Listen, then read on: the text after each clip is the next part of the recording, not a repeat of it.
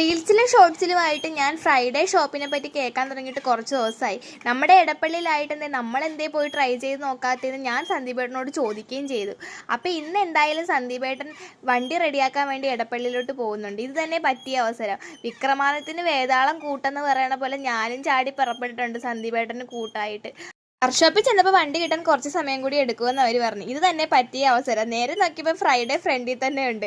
ഈ തേടിയ വെള്ളി കാലെ ചുറ്റി എന്ന് പറയണ പോലെ നേരെ ഫ്രണ്ടിൽ തന്നെ ഫ്രൈഡേ ഷോപ്പ്.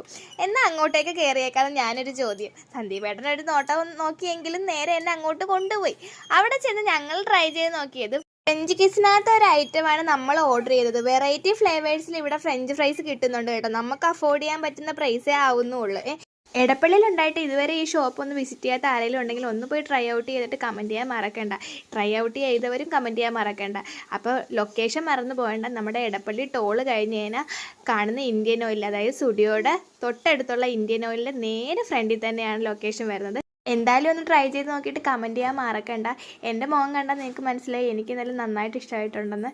അപ്പോൾ ഇന്നത്തെ വീഡിയോ ഇത്രയൊക്കെയുള്ളൂ. ബൈ.